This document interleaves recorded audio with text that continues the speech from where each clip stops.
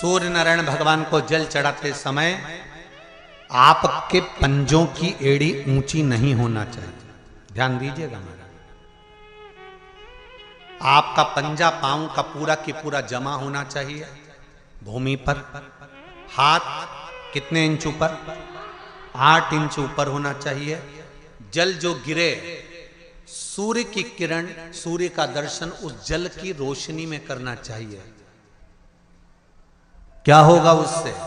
जिस बच्चे को आंख में चश्मा लगा हो, मोटे से मोटा चश्मा लगा हो, छूट नहीं रहा हो, तो थोड़े दिन उसको सूर्य का अर्घ चढ़वाना चालू कर दो और जल में से सूर्य का दर्शन कराना चालू कर दो। सूर्य का दर्शन जल में से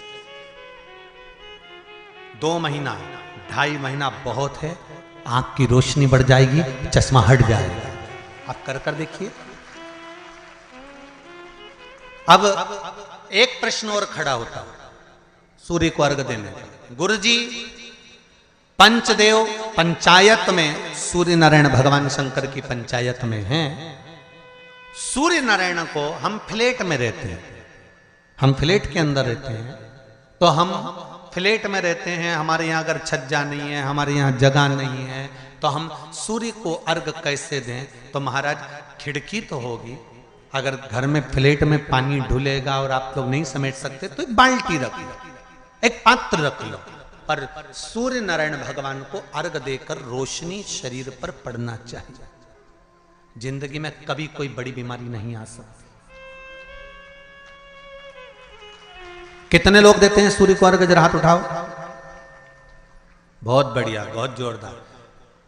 पुरुष लोग भी देते हैं ना, चाहे बच्चे से बच्चा, बच्चों के हाथ में भी 1 लोटा पानी पकड़ाओ। घर में छोटे बच्चे हो ना, उनको तांबे का लोटा दो, पानी दो, जा बाहर खड़े हो जा, 1 लोटा पानी चढ़ा के। पहले दिन आप स्वयं बच्चे के साथ बाहर खड़ी हो, ओटले पर, घर के बाहर खड़ी हो, छत पे खड़ी हो या घर के बाहर खड़ी हो, और बच्चे से कह लो चढ़ाओ बेटा, देखो ऐसा हाथ 8 इंच ऊपर करिए, तांबे का लोटा लेकर पानी धीरे धीरे डोलना है। जैसे वो स्लो मोशन के सीन नहीं होते नाटक में, ये एकदम धीरे धीरे धीरे, बस नहीं तो मालूम पड़े छोरा छोरी एक साथ उंडेल के अंदर नहीं। जल चढ़ाते समय उस पानी में से सूर्य की किरण पड़ना चाहिए, सूर्य की किरण। एक बात और कहना चाहूंगा, अगर आप लोग स्वीकार करेंगे तो, अगर कहीं आपको लगता हो कि बच्चा पढ़ने में कमजोर है, विद्या में कमजोर है, रिजल्ट अच्छा नहीं आ रहा, पढ़ने में कमजोर है, वो पढ़े, अपनी जगह पढ़े, वो कार्य करे, अपनी जगह करे, मेहनत करे, अपनी जगह करे। बच्चों को कह दो कि कुछ समय के लिए सूर्य को अर्घ देना चालू कर। सूर्य की किरण जहां पर ब्राह्मण या हिंदू धर्म का व्यक्ति मस्तक पर तिलक लगाता है, भुकुटियों के बीच में उस सूर्य की किरण इस भुकुटी के बीच पड़ना चाहिए, परंतु पानी कम से कम ना करते हुए स्लो मोशन में धीरे धीरे गिरना चाहिए, एकदम धीरे धीरे। तो यहां एक रेखा सूर्य की किरण से पड़ती है।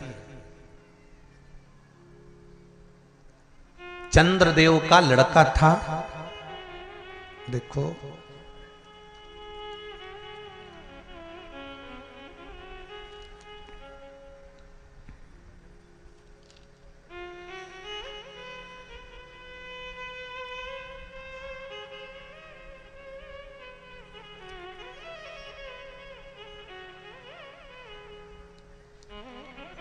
चंद्रदेव का लड़का था वर्चा। क्या नाम था? जम के बोलिए जरा। वर्चा। सुंदर प्रसंग है शिव पंचायत, शिव महापुराण का।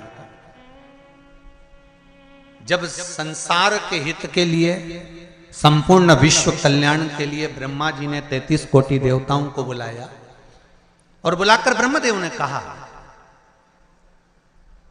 कि हे देवताओं, मृत्यु लोक में, द्वापर में भगवान कृष्ण, भगवान विष्णु कृष्ण के रूप में अवतरित होने जा रहे हैं। सारे देवता अपने अपने पुत्रों के साथ में, अपनी अपनी पुत्रियों के साथ में पुत्र वधुओं के साथ में, धर्म पत्नियों के साथ में 33 कोटि देवता द्वापर में रूप रख रख कर आप भी जन्म लो, आप भी प्रकट हो, क्योंकि भगवान कृष्ण सारे देवता जाने लगे, पर चंद्रदेव ने मना कर दिया। चंद्रदेव बोले कि मैं तो चले जाऊंगा, मना नहीं है, अगर आप कहते हो तो मैं चले जाऊंगा, मैं जाकर रूप रख लूंगा और भगवान कृष्ण की सेवा में लग जाऊंगा, पर मेरा बेटा वर्चा, चंद्रदेव कहते मेरा पुत्र वर्चा नीचे नहीं जाएगा।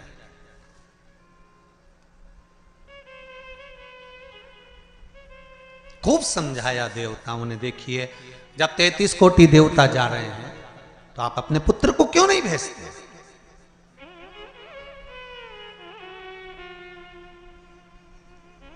शिव महापुराण की कथा एक बड़ा सुंदर बात कह रही है, अच्छी लगे तो रख लेना, नहीं लगे तो जाते जाते कहीं कोई कुंड या तालाब मिले तो उसमें पटक देना। बात तो कहेंगे व्यासपीठ से, अच्छी लगे तो रखो। देवता कह रहे हैं चंद्रदेव वर्चा को, आपके पुत्र को आप मृत्युलोक में भेजो, जनहित के कल्याण के लिए।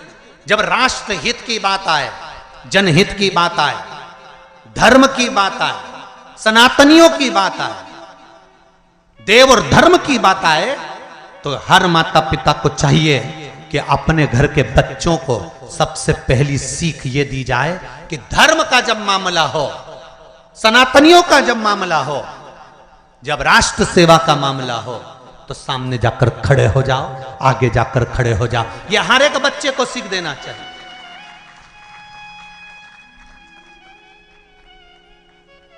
पर हम अपने बच्चों को सीख देते हैं, कहां जा रहा है?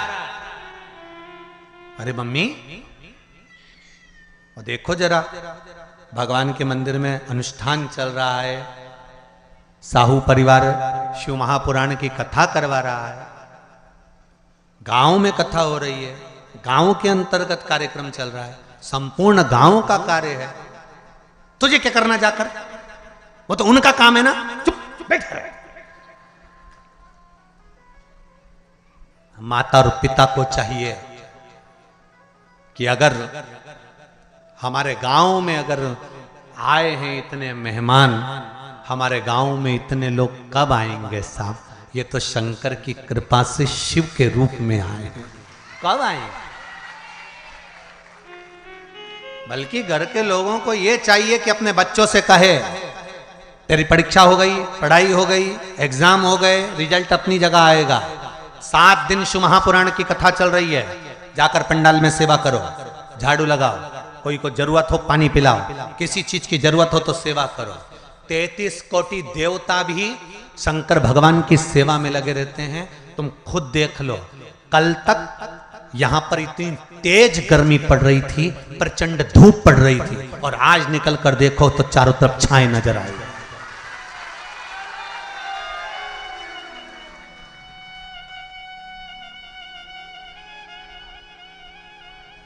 कार्यकर्ता कह रहे थे, गुरुजी इतनी गर्मी, इतनी गर्मी, इतनी गर्मी, इतनी गर्मी कि कपड़े तक पसीने में नहा रहे हैं। अब बोलो, गर्मी किस किस को लग रही है? आज जम के तो बोलो जरा, लग रही कहीं? सूर्य नारायण भगवान को भी शंकर जी ने कह दिया जरा छाता लगा ले थोड़ी देर के लिए, 3 घंटा कथा चल रही है। ये शिव कृपा। और पूरे पंडाल में 2 बजे कथा चालू हुई है, और 2 बजे से लेकर अभी जो भी टाइम हो 4:30 बजने वाली है, और उतनी देर में तुम देख लो पूरी जगह छांव ऐसी, सब दूर धूप पड़ रही है, और यहाँ पूरे पंडाल के आसपास ऐसा लग रहा है जैसे भगवान खुद हवा कर रहा, खुद कृपा कर रहा। तो ये शिव कृपा नहीं तो और क्या है? शिव दया नहीं तो और क्या? जब धर्म हित की बात आए, सनातनियों की बात आए, देव और देवताओं की बात आए, तब हमारे बच्चों को हमें सीख देना है कि आगे बढ़ जाओ। पर चंद्रदेव ने अपने पुत्र वर्चा को कहा ये नहीं जाएगा, द्वापर में मृत्यु लोक में भगवान नारायण के साथ में कार्य करने के लिए नहीं जाएगा।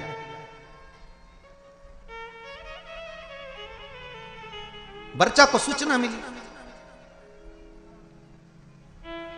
वर्चा को खबर मिली। कई लोगों के मन में एक प्रश्न आता है, भगवान कृष्ण पांडवों के साथ थे, बोलो तो थे ना? भगवान कृष्ण अगर पांडवों के साथ थे, भगवान कृष्ण को मालूम था अभिमन्यु चक्रव्यूह में फंस चुका है, भगवान कृष्ण चाहते सुदर्शन उठा के अभिमन्यु को बचा सकते थे, भगवान कृष्ण चाहते तो अभिमन्यु की रक्षा कर सकते थे, भगवान कृष्ण चाहते तो अभिमन्यु को बचा सकते थे, अभिमन्यु की रक्षा कर सकते थे। जब अर्जुन, नकुल, सहदेव, भीम, युधिष्ठिर ये पांचों की रक्षा मेरे कृष्ण ने हर घड़ी, हर पल, हर क्षण करी, तो सुभद्रा का पुत्र है अभिमन्यु।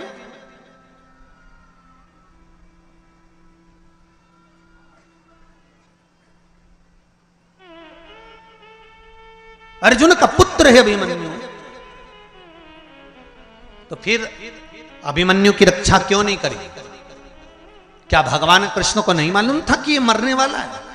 क्या भगवान कृष्ण को नहीं ज्ञात था कि ये मरने वाला है? उसकी कथा है ये। चंद्रदेव ने कह दिया था मैं मेरे बेटे को नहीं भेजूंगा, वर्चा को मालूम पड़ा,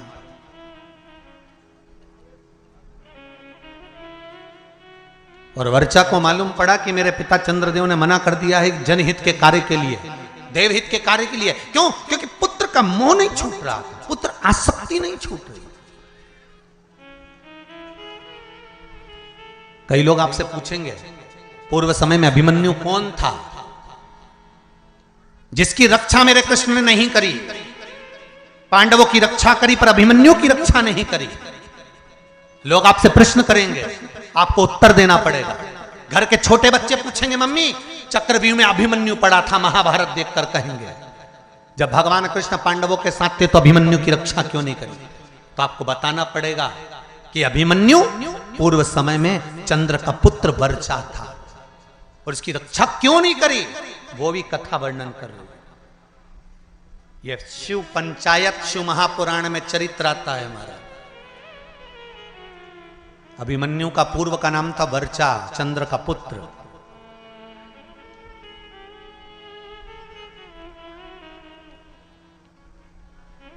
क्या कमी पड़ गई थी? क्यों नहीं करी? वर्चा को मालूम पड़ा कि मेरे पिता ने मुझे मना कर दिया, मेरे पिता ने कह दिया कि मृत्युलोक में मेरा पुत्र वर्चा नहीं जाएगा, क्योंकि पुत्र आसक्ति, पुत्र मोह, पुत्र का स्नेह बड़ा प्रबल होता है। पुत्र का मोही तो था जो धृतराष्ट्र का पूरा वंश डूब गया। अगर पुत्र मोह में धृतराष्ट्र नहीं पड़ता ना तो बच जाता पूरा परिवार, पूरा परिवार बच जाता। पर माताओं और भाई जितने लोग कथा सुन रहे हैं, आपसे निवेदन है इतना पुत्र मोह मत पालना कि तुम्हारी औलाद ही तुमको नष्ट कर दे, तुम्हें बर्बाद कर दे। ऐसा पुत्र मोह मत पालना।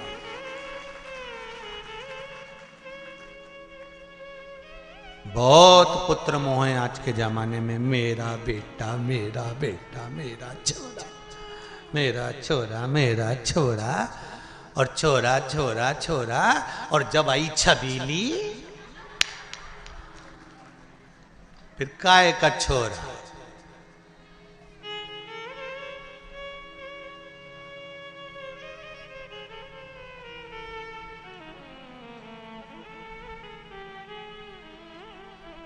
फिर तो छोरा छबीली के नेन पे चले, छबीली एक बार घूर के देख लेनी,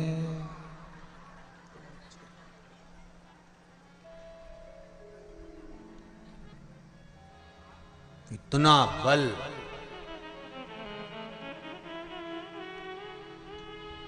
इतनी बार घर से निकलता था, कभी मम्मी से कहकर नहीं जाता था कि मैं यहाँ जा रहा हूँ।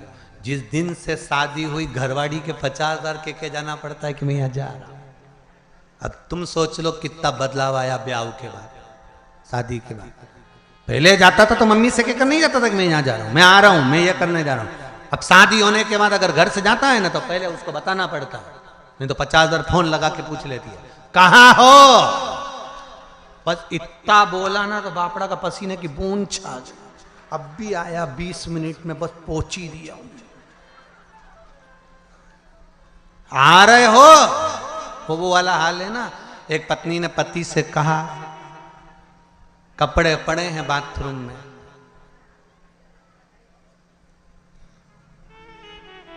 धो देना नहीं तो मैं धो दूंगी। अब समझदार पति था, समझ गया अगर कपड़े नहीं धोए तो ये अपने को, मतलब एक ही लाइन बोली उसने जगदम्बा ने, बाथरूम में कपड़े पड़े हैं धो देना नहीं तो मैं धो दूंगी। अब उतने में समझदार पति समझ गया कि अपन को धोना जरूरी है, नहीं तो ये अपने को धो देगा। तो बेचारा नहाया बाद में, पहले वाने कपड़े ही धोया क्योंकि उसको मालूम था नहीं तो अपने धो देगी दारू। ये निवेदन है आप सबसे। बच्चों को वर्चा ने कहा अपने पिता चंद्र से कि आप पुत्र मोह में पड़े हो, पुत्र मोह की आसक्ति है आप।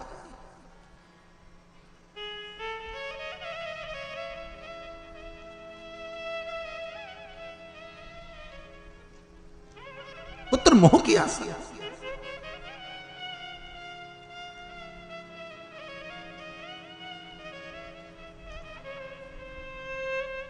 बेटा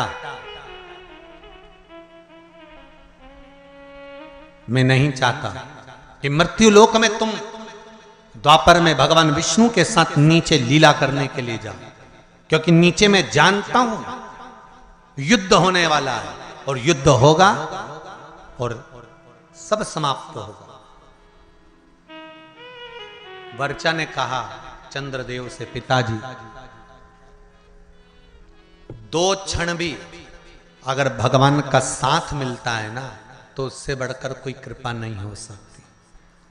जब रावण मरा था तो मंदोदरी सिर पटक पटक कर रो रही थी, रावण की धर्म पत्नी मंदोदरी। तो भगवान राम ने मंदोदरी से जाकर कहा, मंदोदरी तुम राजमाता हो, मंदोदरी तुम लंका की राजमाता हो, तुम रानी हो लंका की, पति के लिए वियोग कर रही हो,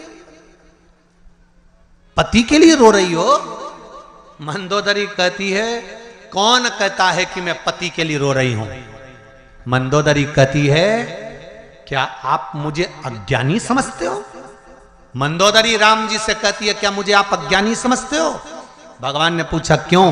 मंदोदरी कहती है यह अज्ञानता की बात है कि किसी के मरने पर रोया जाए। आया है सो जाएगा राजा रंक फकीर, एक सिंहासन चढ़ गया दूसरा गया बंद जंजीर। ये तो संसार सागर है, जो आया है उसको जाना है। कोई अच्छे से जाएगा कोई बुरे से जाएगा, मरना तो सबको है, चाहे तुम बादाम खाओ चाहे रोटी खाओ। राख का ढेर सबका बनना। कहीं की ब्यूटी क्वीन भी होगी ना, उसके मरने के बाद राख क्वीन नहीं होगी।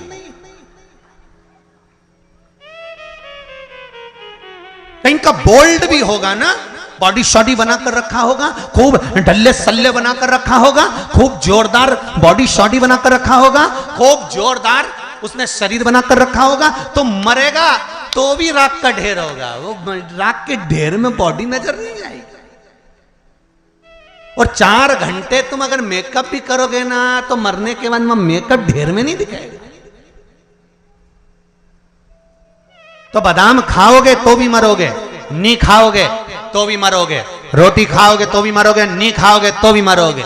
तो ये अंदाजे में मत रहना कि मृत्यु तुम्हारा चेहरा देखकर तुम्हें 2-4-8 दिन और ज्यादा दे देगी।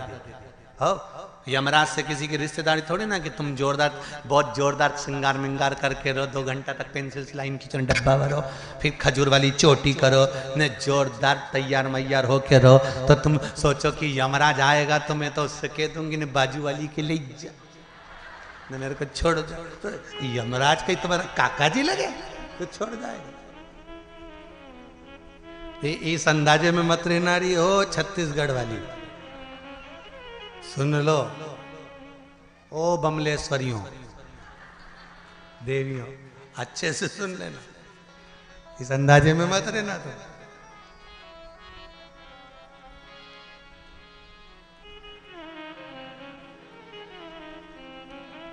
अरे महाराज,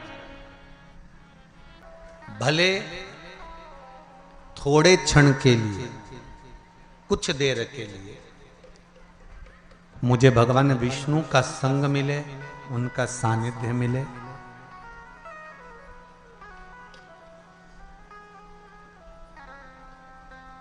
पर मिला तो सही ना।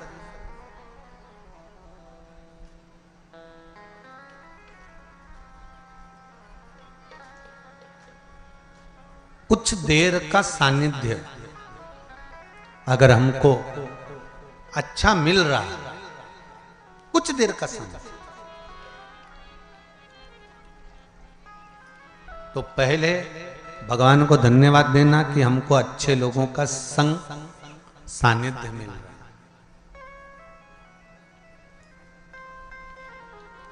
वर्चा ने कहा, चंद्रदेव के पुत्र बोले, आप चाहते हो कि मैं आपके करीब में रहूं, पर मैं चाहता हूं कि अगर मेरे नारायण भगवान विष्णु कृष्ण अवतार लेकर जा रहे हैं, लेने जा रहे हैं, तो मैं 2 क्षण उनका सानिध्य प्राप्त करूं, भले 2 क्षण के लिए जाऊं, पर जाऊं।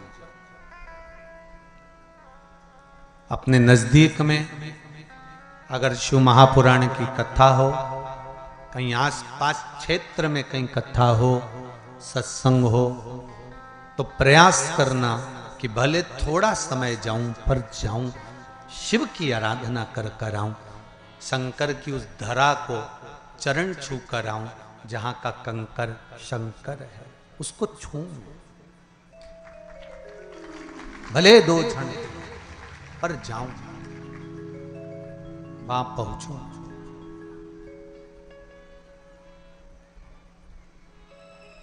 अविरल भक्ति को मैं प्राप्त करूं।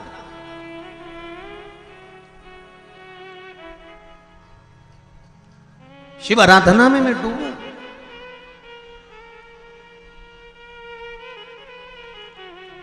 वर्चा, मुझे जाना है, पर पुत्र,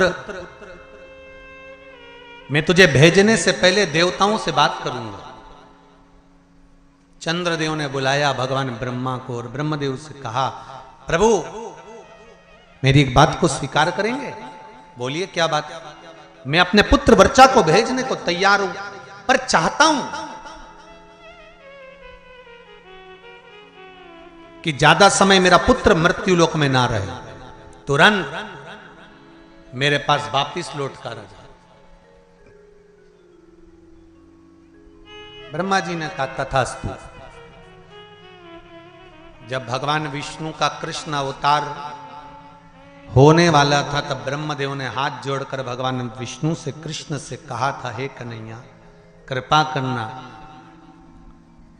आप अर्जुन को, नकुल को, सहदेव को, भीम को, युधिष्ठिर को और भी जितने जितने हैं इनको बचा लेना, पर चंद्र का पुत्र वर्चा जो अभिमन्यु बनकर जन्म लेगा, इसको मत बचाना, क्योंकि इसके प्राण छूटेंगे, ये तुरंत अपने पिता के पास चले जाए। कई लोगों ने प्रश्न खड़े करे, भगवान कृष्ण सबको बचा सकते थे तो इनको क्यों? एक प्रश्न और आता है, कई लोग प्रश्न खड़े करते हैं कि केदारनाथ जी में त्रासदी मची थी, ने इतने मर गए थे, भगवान अगर थे तो भगवान ने क्यों नहीं बचाए?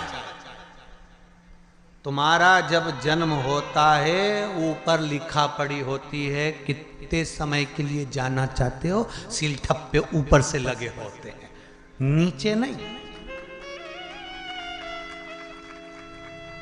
जब अभिमन्यु जन्म ले रहा है तो वर्चा स्वयं चंद्रदेव करेंगे, मेरा पुत्र मुझे शीघ्र चाहिए।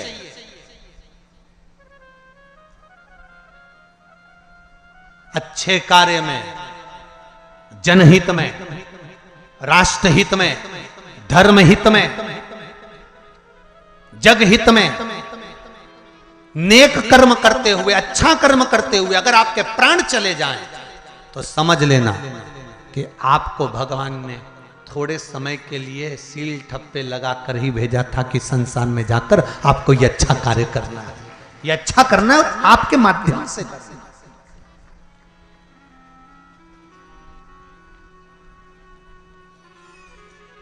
जाओ आप ये कर्म करो। वर्चा अभिमन्यु बनकर जन्मे, आए, कर्म करा। स्वयं भगवान कृष्ण को ध्यान में था कि अभिमन्यु को घेर लिया गया है, इसको छुड़ाना चाहिए, पर नहीं छुड़ाया। अर्जुन ने कहा मेरा पुत्र मर रहा था और आपने बचाया नहीं। भगवान के कैसे बचाऊं, क्योंकि ऊपर से लिखा पढ़ी कर आया था कि मैं थोड़े समय के लिए जाऊंगा, थोड़े समय के लिए जाऊंगा और जाकर ये कार्य करूंगा। तो फिर थोड़े समय के लिए आया, लिखा है, जो समय लिखा है वो लिखा है। महाराज, जैसे शिव महापुराण की कथा में देवराज की कथा आती है कि देवराज आया, शिव के मंदिर तक गया, अंत में प्राणों को त्यागे और शिव धाम में चले गया। चंचुला देवी का प्रसंग आता है जो बिंदु के प्रेत योनि में पड़ जाता है और चंचुला देवी शिव का स्मरण करती है।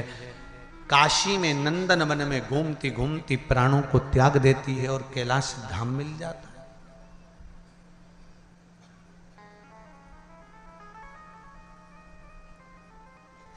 कैलाश धाम मिल गया उनको।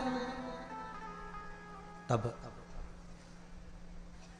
वहां पर भी उसको सुख नहीं मिलता, क्योंकि पति स्मरण में आता है। इसकी गति क्या है? मेरा पति चोरी कर लाया, कपट कर लाया, छल कर लाया, बेईमानी कर लाया, प्रपंच कर लाया, ला लाकर मुझे दिया, पर उसको प्रेत की योनि मिल गई। भोग तो मैंने भोगा है ना, उसको प्रेत की योनि मिल गई। उस प्रेत योनि से उसको छुड़ाना, उस प्रेत योनि से उसको मुक्त करना। तो उसने देवाधिदेव महादेव से प्रार्थना कर फिर तुमरुका जी से शिव महापुराण की कथा सुनना चाहिए। शंकर और पार्वती ईश्वर जी और गोरा जी बनकर पधारे। हमारे बीच में ईश्वर जी और गोरा जी आ रहे हैं। जोरदार ताली बजाकर स्वागत करें शंकर और पार्वती का। ईश्वर जी गोरा जी बनकर, गणा और गौर बनकर पधार रहे हैं। बोल काशी विश्वनाथ भगवान की जय। ईश्वर जी और गोरा जी पधारे हैं। जोरदार ताली बजाएं भगवान शंकर और पार्वती का, जो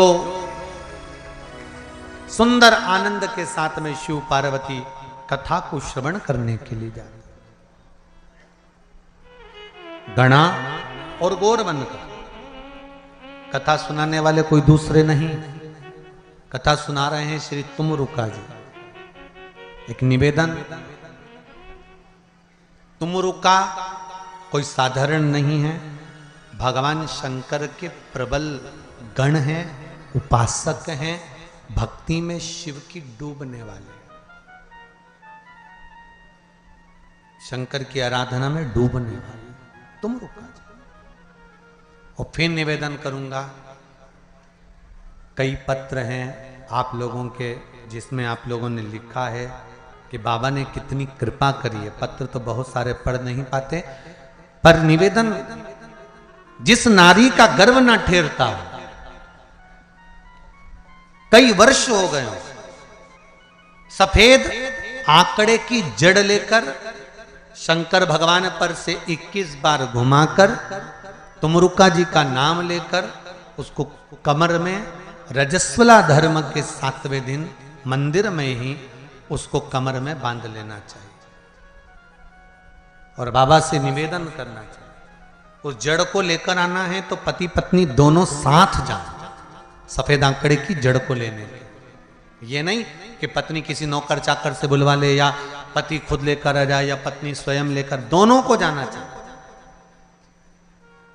और शिव नाम का स्मरण करना चाहिए, शंकर का भजन करना चाहिए, कीर्तन करना चाहिए। उसको कमर में बांधे, शिव नाम की भक्ति में डूबे, बाबा देव अधिदेव महादेव से प्रार्थना करे, विश्वास रखो कई लोगों को बाबा ने संतान दी, आपकी भी झोली बाबा भरेगा जरूर। तुमरुका जी का स्मरण, भगवान तुमरुका जी ने शिव महापुराण की कथा कहना प्रारंभ करी। भगवान देव अधिदेव महादेव पार्वती जी के साथ में सुंदर शिव महापुराण के यजमान बनकर कथा को श्रवण करने के लिए आनंद के साथ पहुंचे हैं। जजमान शिव और पार्वती का पूजन कर रहे हैं, आरती का क्रम प्रारंभ होगा। भाव भक्ति से आनंद से भगवान शंकर का आनंद भावपन सब यहाँ दर्शन कर रहे हैं।